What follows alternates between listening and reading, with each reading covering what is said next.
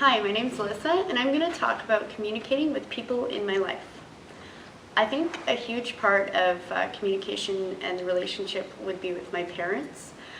When I was living with them at home before I went off to university, I would be in the basement watching TV, and my mom would yell at me and tell me that the telephone was for me or that dinner was ready, things like that. So we kind of developed a system where she would stomp her foot at the top of the stairs, hoping that I would feel the vibration. And if I didn't, she would flicker the basement light on and off. So that would be our way of communicating. Obviously, that wasn't really sometimes always effective. So after I got my hearing aids, I was able to hear her call me whether I liked it or not. And I knew when there was a phone call or if something was going on that I needed to be aware of. So that relationship kind of evolved. And then another relationship would be with my friends. So communicating with my friends before I got hearing aids and had the hearing loss was a little difficult because sometimes they would mumble or say things under their breath sarcastically, which is a huge common thing amongst teenagers and my friends. So I was always missing those punchlines, which was really hard, and I would ask them to repeat themselves. And I would be laughing a minute after everybody else. So I always felt like I was kind of left out. And so, I mean, after I got my hearing aids, that developed as well and got a lot better. Talking on the phone got a lot better as well. I use an FM system and an ICOM system, which enabled me to hear and talk on the phone a lot better with my friends. Yeah, so that developed as well. Did you ever have any funny situations at home when you couldn't hear or that, I don't know, any unusual situations at home? Yeah, you know, there's a lot of hearing mishaps that happened whether at home or with friends or in relationships where I thought that I heard one thing and they're actually saying another. Sometimes those can be embarrassing, sometimes they can be funny. Yeah, I think they're going to happen regardless if you have hearing loss or not, but sometimes in some situations I did get really embarrassed, and so those situations have kind of, you know, lessened, but nothing really major. Yeah. Okay. And can you tell me about some of these gadgets that you have here? Sure. So the first one, I think, which is really important, is my phone, because I'm always on it. So with my phone, I can't just open my phone, answer a call, and talk on it, because with my hearing aid, I do get some feedback, and it doesn't always work with the hearing aid.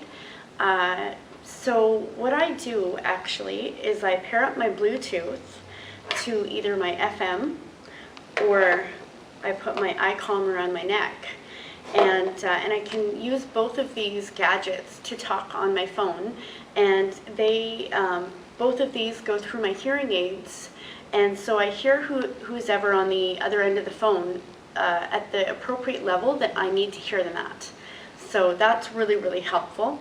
I also have my volume control, which is really helpful when I walk into a room or a social setting, like a party, or, you know, friends hanging out watching movies, and I don't always want to be adjusting my volume level or my program, and so because I don't want people really asking what I'm doing, so with the volume control, I just have it in my bag or my jacket pocket or something, and I can just change the volume and the program, and no one has to know what I'm doing. And is that the volume on your hearing aid or your FM or both? How does that work? It's the volume on my hearing aid, but you can also adjust the volume on the FM, which is really helpful for if I'm at a friend's house watching a movie.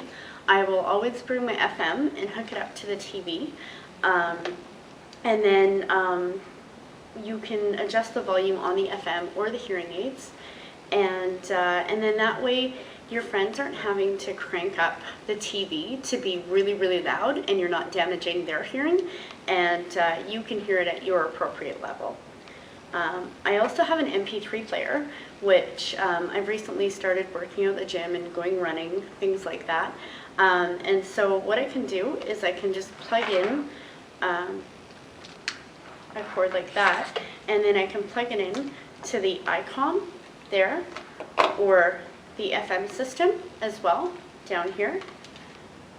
And then I can hear my music when I'm on the bus or working out in the gym or something like that.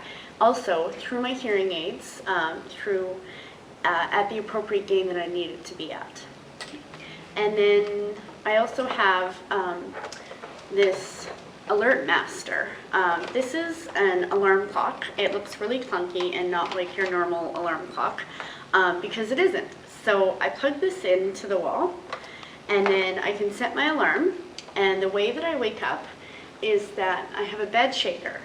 So this plugs in, and then whenever I want to wake up, my bed starts shaking. So I don't have to miss my alarm, which happens if I'm sleeping without my hearing aids, obviously. And then I don't wake up late for school or work or anything like that. The alarm clock is also works paired with a doorbell. So I recently just moved out of my parents' house and into independent living, just to be at school. And so with this on the outside of my house, when my friends come over, again, the bed shaker can go, and you obviously feel the vibration, and it's pretty loud, so you can hear it. I also have a sensor, which was really helpful for when I moved out of my parents' house into residence at school. And I've never really had to rely on my own ears until then. So that's a little bit of a different experience. And this was really helpful because it would tell me that my roommate was walking in the room and that things were going on. So it was really helpful. So all of those gadgets, the bed shaker and the doorbell and the sensor, go along with the alarm clock. Great. Thanks very much, Alyssa. You're welcome.